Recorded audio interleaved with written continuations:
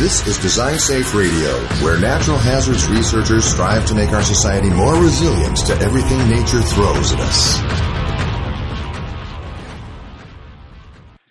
Hey, hello, and welcome again to another episode of Design Safe Radio. I'm your host, Dan Zahner, and super excited to talk with my friend, Dr. Joe Wartman from the University of Washington, who is one of the principal investigators at the NHERI Rapid Facility and all-around good dude. Joe, it's good to see you again. It's great to be here. Thanks for having me. I'm really excited to finally make my appearance on Design Safe Radio. Yes, we've been trying to wrangle you for years, and we've finally lassoed you into 40 minutes here. So Joe and I, outside of the rapid workshop, which we'll talk about a little bit, we've gotten to man the booth at the American Geophysical Union fall meeting a couple times. So you may have seen Joe there, and we always just have a really great time together, and just appreciate his depth of expertise and ability to explain things in ways that even a normal dude like me can understand. So really looking forward to hearing what you have to say about the great things that the Rapid is doing. So let's start off with, what is the NHERI Rapid Facility, and who does it talk about? We see these, Rapid in all caps. Like, what is that all about? So that actually is a name that we inherited from the proposal process, actually from the solicitation from the National Science Foundation, and we've stuck with it. When the first solicitation came out, there was it was noted in the contract that there would be a rapid reconnaissance facility that would be part of the NHERI network, and then that got written into our contract, and then Rapid became our name. Our formal name is the Natural Hazard and Disaster Reconnaissance Facility, and we usually put in parentheses known as the Rapid. And then, of course, within our NHERI community, everybody at this point pretty much knows just as the Rapid. So it's actually not an acronym. It's all caps because I think one thing about the Rapid is it does very much suggest the kind of mode in which we work, which is we do rapid response research investigations. We're available on very, very short notice in order to support teams who are investigating extreme events. And so I think that certainly that term rapid conveys this. I think there is one point of confusion that I would like to clarify a bit, which is that the National Science Foundation also has a rapid research grants as a program mechanism or as a funding mechanism to enable support for collecting data in the field without going through a full panel review, because it's usually very time sensitive or urgent. And so sometimes people confuse the rapid mechanism grant from NSF with the rapid facility. We're actually two separate entities. We don't give rapid grants, but we do support programs and projects that have been enabled through that NSF rapid funding mechanism. So, Dan, I don't know if I've confused things even more, except to say that we're the Natural Hazard and Disaster Reconnaissance Facility that's otherwise more commonly known as the Rapid Facility. Yeah. So I appreciate that, and I will admit that even being so close with NHERI, sometimes I even get confused with it. What kind of people, who does this, your facility, not necessarily the funding mechanism, benefit? Who do you guys primarily serve? So we principally serve the NSF research community, and specifically that community who's investigating and conducting research in the areas of natural hazards and the disaster sciences. And so I think one of the things that's unique about our facility is that, in contrast to a lot of other NSF facilities that are very disciplinary focused facilities, we're more of a problem-based facility. So we support kind of a wide range of scholars and also practitioners as well. So we support social scientists, engineers, and natural and physical scientists and geoscientists as well. And then, of course, we do this sort of at all kind of seniority levels. We work with faculty, we work with graduate students, we work with undergraduate students on some of these, we work with postdoctoral scholars. So we really work with whoever the team is that's been composed to investigate or to collect the field data. We also work with some federal agencies as well. Again, our principal focus is really on the National Science Foundation and supporting that work. And we have plenty of work in supporting the foundation. But if we have the capacity, we can also support federal agencies on an as needed basis. Awesome. It's been really cool to see the growth of the Rapid since your inception. Was it 2018 or 2019? I can never remember when your grant in 2018, we became field operational. So our grant enabled us to build the facility over a 2-year period. And while that seems like a long time, that was really physically building the space here at the University of Washington. And in addition to doing that, hiring staff. But really, the most time-consuming part was in getting community feedback on the kind of instruments that they would like to see to help support their science, and then commissioning and procuring and training on those instruments. And it was quite complex. We have over 300 instruments and over 100 unique instruments. We have some duplicates of some of those. So we have many different software programs. It was really a pretty steep ramp up in becoming field operational, but we did open the doors on schedule in September 2018. And then since that time, we have supported something on the order of about 90 field missions. Wow. And some of those range from hurricane response to really interesting things, which we'll get into a little bit about your background from New Zealand.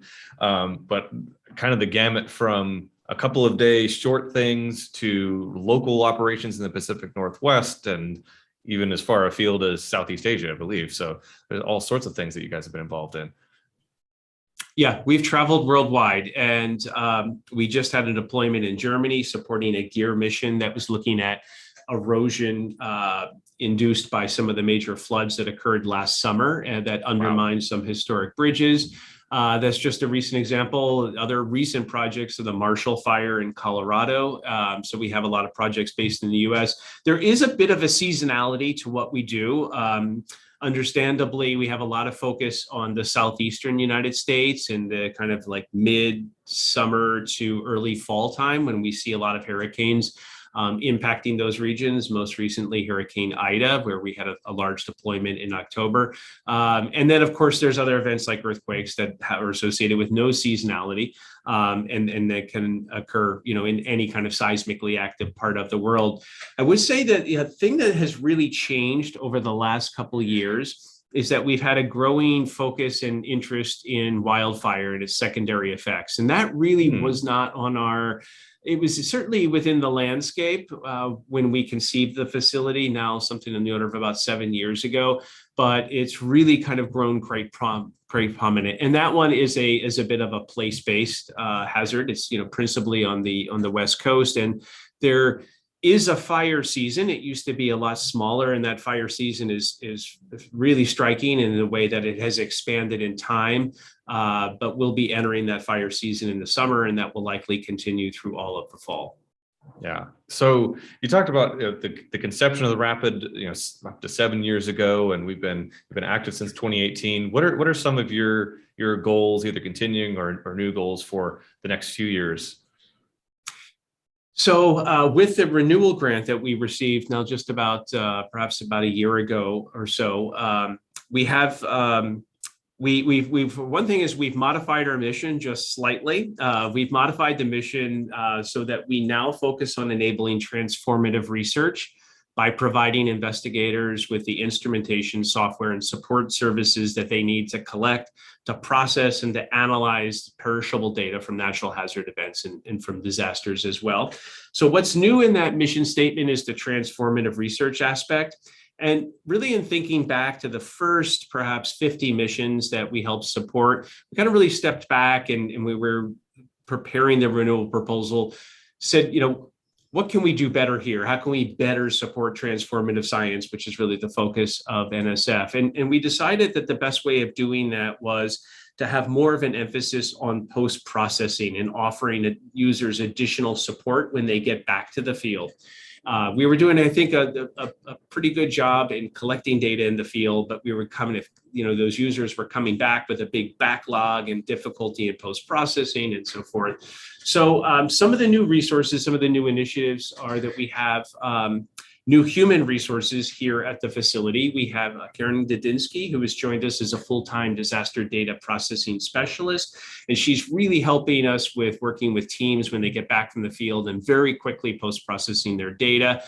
She has a background in the geospatial sciences. She's been a fantastic addition to the facility. And so she enables us to do things like take our data and then mesh it with other data sources, and among a whole other range of things that Karen's doing really quite well with our user community. We also have I think we've always had an ongoing, but we have kind of an enhanced commitment to the social sciences. Nicole Arrett has joined as our social sciences lead, and she's accompanied by Jamie Vickery, who's a social sciences applications and methodology specialist who is now with the Rapid facility. And Jamie did a lot of her PhD work and postdoctoral work at the Natural Hazards Center. It's kind of really well integrated into that social sciences community. But we're really trying to help social scientists understand how they can use our instruments, how we can support multidisciplinary investigations that are joint engineering, social sciences investigations, really help us understand what the needs are of the social sciences communities and help us understand how we can better serve those. So that's another addition. Awesome. We have a new kind of strategy for trying to get more information out about data sets that already exist, to focus on data reuse, and then a couple other smaller initiatives. Dan, before I leave, I have to also highlight our new Rapid Scholars program, because we just came through the first cadre of this group. This is a program that is that focuses on graduate students and how they can take their work in a new or further direction through use of rapid instrumentation. So this year we had about 30 applicants for what we had originally budgeted were going to be 2 projects, and the projects were so good. We got this down to 9 extraordinary finalists and ultimately couldn't pick 2, so we picked 3. So we're supporting 3 projects this year, and these are projects, there's one based in Norway looking at evolution of a headscarp of a quick flow slide. We have a coastal project, and we also have a project focused on levees in the Southeast US. So that's a project that will provide all of our resources. That is our instrumentation, our kind of intellectual and human resources will contribute, staff time and staff support and pilot support and so forth. We'll really work closely with those students again and kind of collecting data, but post-processing it and enabling them to put it to work for their research. Wow, that is really cool. And I'm really excited to talk about your tools that you use in all these projects. So we've alluded to some of these past few minutes here. I mean, you've got over 300 tools. You got a whole shed full of things. What kind of tools do you have? Kind of open up the toolbox here. Yeah. So we have groups, and it's kind of a little bit easier to think about it in that sense. We have several laser scanners. In fact, we have more than several. We have something in the order of about 10 laser scanners at this point. Most of those are terrestrial laser scanners. So we use those on the ground to do things like survey across valleys, to survey buildings, to capture the insides of buildings. So we have a big investment in laser scanning. And really, the reason for that is that laser scanning data is that once it's collected, can be used and reused for a whole range of purposes, and it can be used across a variety of disciplines, even across the social sciences as well, for doing things like 3D scene reconstruction. And I can talk about some of the projects later that we're working on in the social sciences right now, where we're using 3D laser scanning. We also have a drone platform for one of our laser scanners. We have a Regal scanner that gets mounted to a drone.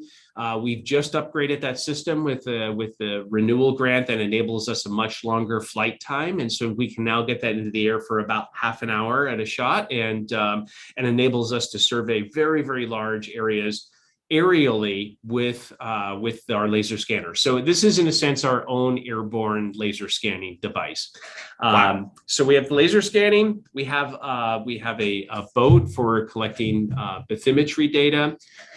We have a big investment in a portfolio of drones with various kinds of cameras. I think the most exciting one we've been working with lately is a multispectral camera that will really enable us to see in a way that goes beyond sort of the visible light forms that we can to traditionally see when we look out the window with color returns.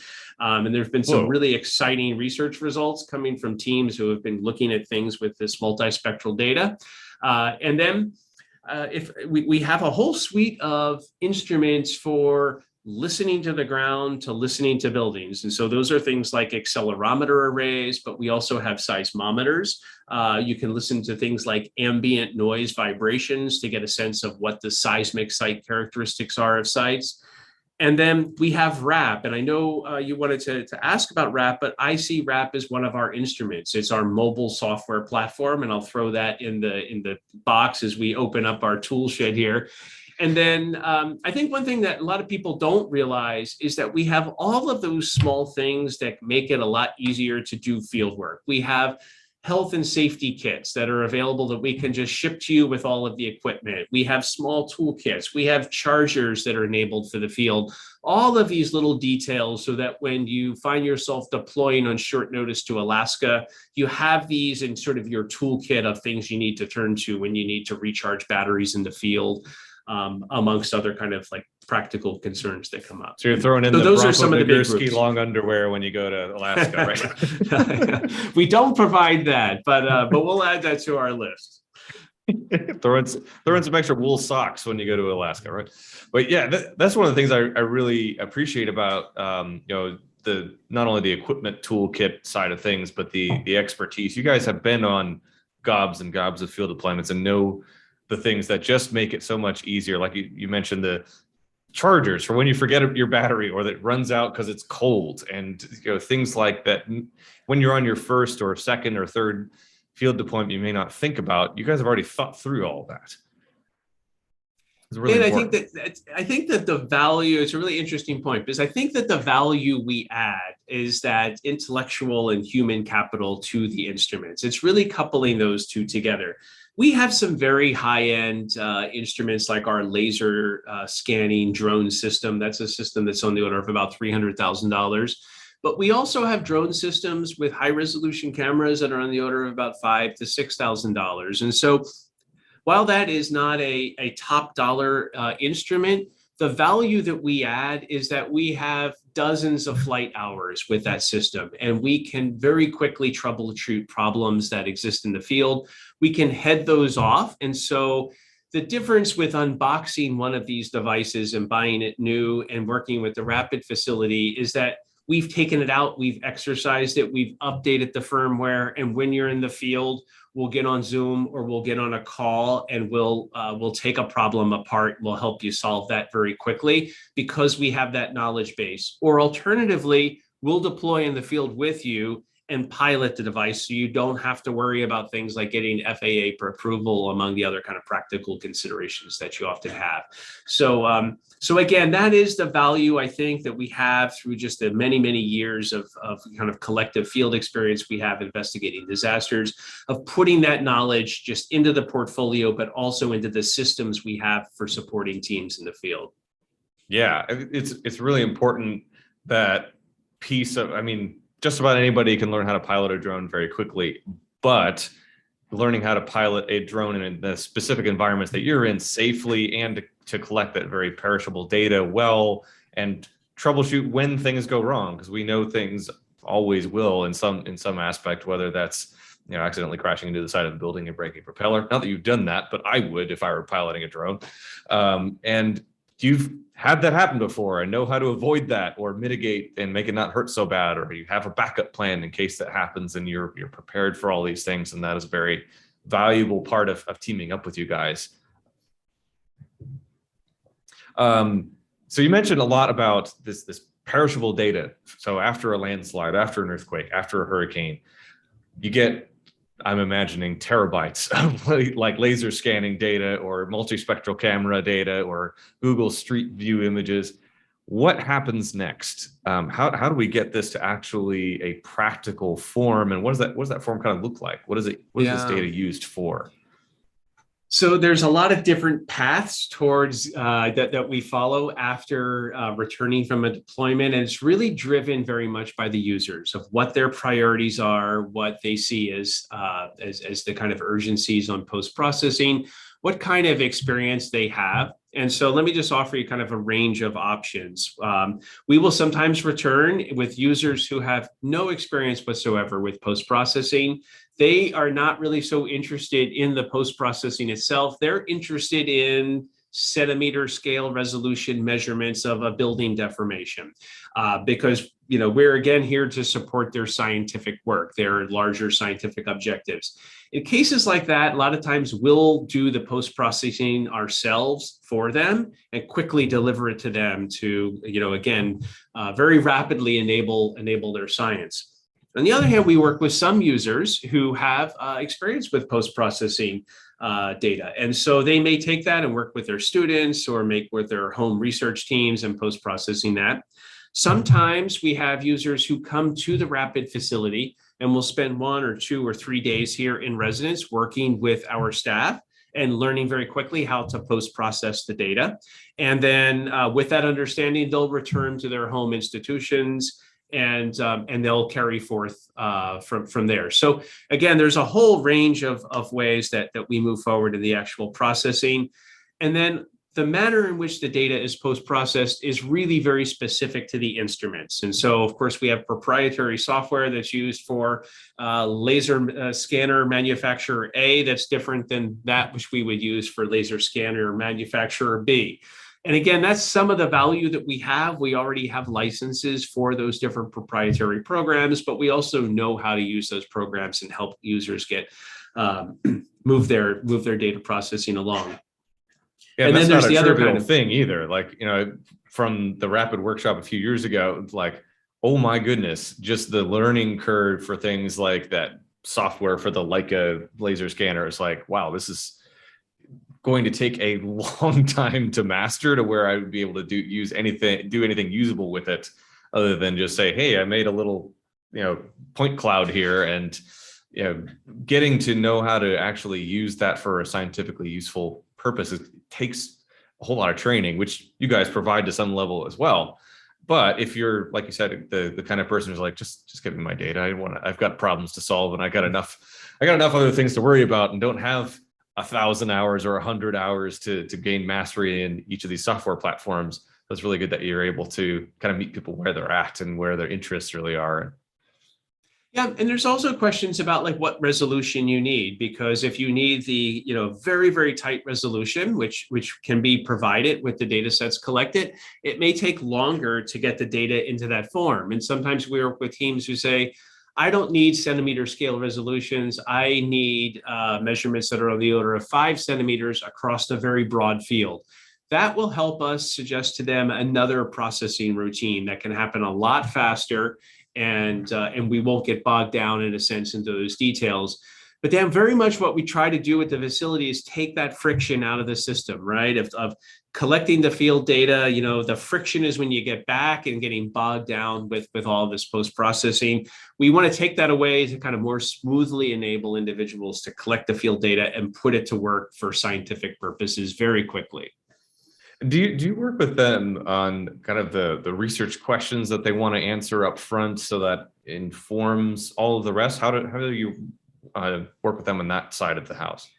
We always ask at the outset, what are your scientific objectives? What are you trying to achieve? We don't want to drive the science. We have brilliant teams that we work with that are very focused, that are domain experts, and we would never want to supersede that. We don't want to drive the science in a sense ourselves. We don't want to have a monopoly on that. Instead, we want, in this marketplace of intellectual concepts and ideas and inquiries, we want the community to drive those. We want to understand what those objectives are, and then work with those teams to help them achieve those objectives. So we're really very careful in not prescribing what kind of data should be collected, but rather saying, what are you trying to achieve here? And then we can talk about what might be useful to collect, or what kind of instruments would be best suited for their objectives, or what kind of instruments could be best imported into, for example, Indonesia, with like our knowledge of working with expediters and so forth. So we put all of that together, but really to recommend a plan, but not to recommend how to actually do the work. We'll make those suggestions, and teams sometimes say, although I understand you're suggesting that, I actually still want this instrument. And they're in control of the project. We're here to support them, but we'll provide them with as much advice as possible. And I'll tell you that in 95% of the cases, the teams concur, like, okay, this is a great strategy. Let's use these instruments and move forward in that direction. Yeah, and it's really important that, I mean, we have great community-fed things like the NHERI science plan and the rapid science plan as part of that as well, that can help give some granularity and give some direction towards research questions. If a researcher is like, I don't know what I want to do. I know I want to use the rapid stuff because it's really exciting, but I don't know what to use it for. We've got those elements for inspiration and a bit of guidance, but not prescription, it sounds like. Exactly. Another thing here that we are talking about, and this is one of my other passion areas, as you know, is that planning aspect of going through, here's some possible courses of action you can take, and here's some things you may want to take into consideration. How does that planning process go towards those scientific objectives? And do you always link it back to the science plan, or is it a set process every time that you go through? Can you tell us a little bit more about how that goes? Yeah, every single one is really a bit different. I mean, we have, in a sense, a template for how we respond. But again, it's very much contoured to the mission. And I think that is every setting is different. The weather conditions are different. The customs regulations are different. And so all of those things kind of go into our planning. But the way this would kind of unfold with, for example, the NHERI science plan would really kind of set the grand challenges for the community. The community would say, here's an opportunity to make some progress towards these grand challenges by collecting this data, analyzing it in this fashion. They would communicate that to us. We'd very quickly, put together a data collection plan, an instrumentation plan, again, kind of best suited to sort of the whole range of variables we were kind of thinking about. We have an online form that's very easy to use on our website. We ask for some real basic information. We call you within 24 hours. And so I think the important thing is we call, and we do that so that we can have a discussion. We don't have a lengthy email exchange, because we really want to have a dialogue and develop a plan together very quickly. And the fastest way of doing that is to get on a telephone call or a video conference call.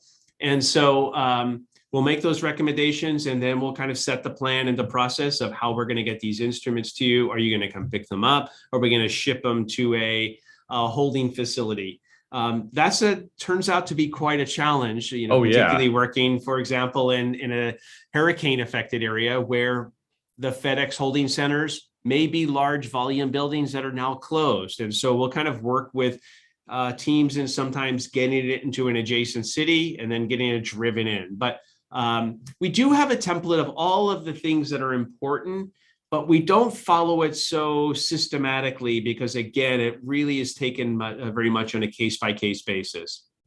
Yeah, that's really important. And I want to wrap up here and getting into some of the really exciting deployments that you've been on. You've been like over 90 of these missions to all over hither and yon. What are some of your highlights over the past few years that the Rapid team has sent people and equipment to? This is a really hard question. It's I know, it's like picking your favorite kid, for my, right? Who's the favorite of my children? Because all of the missions, as I kind of think about them, are really all really interesting for a whole range of different reasons. But some of the ones that really come to mind in terms of their impact, the Apollo, the GEAR, the Geotechnical Extreme Event Reconnaissance Organization mission to Palu, Indonesia, their investigation of flow slides that very tragically killed over 4,000 people. That was really an extraordinary mission for collecting data that nobody else had collected. Data has since been used and reused by a number of international teams, but the breakthrough with that mission was that the drone and the structure from motion reconstruction to remake the landscape and capture those scenes enabled that team to make a real breakthrough, which was in identifying the role of a agricultural canal in artificially recharging the groundwater system. So Oh, wow. I think that was a big outcome. On the structure side, the Hurricane Michael reconnaissance in support of steer provided some really unique fundamental insights to the behavior of large volume buildings in hurricanes, and also with some recommendations for improving the building code in that area. We have a project in Westport, Washington, with social scientists in digitally capturing a city that is at risk for tsunamis. And the social sciences aspect of that is how can you use this digital information to relay these concepts to members of the public and decision makers so they can make decisions about their future as to whether it's worthwhile to invest in things like vertical evacuation structures. That's been a really interesting project. I think that certainly over the last year or so, we're approaching the summer. So what comes to mind is the Surfside condominium collapse, obviously an enormous tragedy. Oh, yeah. While that was not an NSF project per se, we did deploy almost immediately in support of NIST with our laser scanners to capture the standing portion of that building before it was ultimately demolished within 24 hours of our arrival. And that was because of an incoming hurricane. And so that was intentionally imploded. But a lot of the information and understanding about why that disaster occurred was really contained in that standing building. So we very quickly laser scanned that, had a great team on the ground and scanned that from multiple perspectives. And then the last one I'll just say quickly is the Marshall Fire in Colorado. It's a project led by Erica Fisher and Brad Wham. This was a GEAR mission, and I think they've made some really interesting findings with the kind of better understanding the urban wildfire interface and how fire propagates across properties and what are some of the factors that can influence that beyond wind and some of the obvious kind of elements.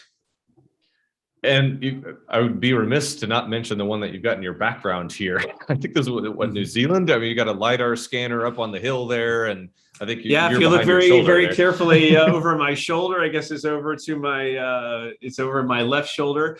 If you look very carefully, you'll see our MapTech laser scanner that has a scan in process when this photo was taken. That's shooting across the valley. This was an investigation of geologic hazards in the South Island of New Zealand, supporting a research investigation as to how these risks can be disaggregated and better understood. It was really one of our first deployments, international deployments, when we became field operational in 2018. And so this is one of the really extraordinary things about this job is the opportunity to work in settings such as this, just really unique places in the world. This was a beautiful setting to work in. We work in some really challenging locations as well, particularly post-disaster settings that can be much more difficult. Yeah, if these stories are inspiring you to be like, oh man, I want to listen to Joe talk all day, come to a couple of things that you'll be at as the Rapid Workshop in the end of July. There's probably no more space there, but if you happen to be there, definitely grab Joe for a drink after one of the sessions, and he'll be happy to regale you with stories of deployments. But hopefully, I'm not going to twist your arm too far, but to say that you'll be back at the American Geophysical Union Fall Meeting in Chicago in December, where we'll always go out to dinner afterwards with any interested natural hazards researcher, or grab you for coffee and be happy to chat about anything reconnaissance related. Absolutely. And Dan, as we emerge from this pandemic and we return to in-person meetings, I'll tell you that we'll be there in a number of venues. We're going to be attending the National Conference on Earthquake Engineering in July, and we're on the books for attending a number of other meetings. And so we're going to also have some trainings in conjunctions with those. But it's really important for us to connect directly with the user community and kind of meet them where they are, which typically at some of these larger venues. So as we emerge, we look forward to talking with you all in person. Yeah, absolutely. We'll make sure to put links in the show notes for this episode so that you'll be able to register for those conferences and meet up with the Rapid staff everywhere where they're going to be. So I guess I'll be seeing you in Salt Lake City in June, which will be great. Looking forward to that. And where else can people follow along with the great things that the Rapid is doing, or maybe submit an idea for a project? Where can they find you? So the easiest way right now is to find us just by Googling UW Rapid. If you just Google Rapid, you can imagine you'll get a billion entries in Google because of that use of the word. I will say that we are going to be unveiling a significantly revised and enhanced website that's going to have a lot of our training materials, some video training materials available, a more timely advertisement of some of our training opportunities. So that's going to probably be unveiled in about the next 1 or 2 months. I can't point you to that yet, but again, Google us and we're easy to find. We have simple contact information. Go to our contacts page and send us an email, give us a call, whatever your preferred method is. Awesome. Thanks, Joe. It's always great to chat with you, and just a pleasure having you. And thanks for taking the time. I really appreciate it. Yeah, absolutely, Dan. It's great to chat with you, and thanks for having us.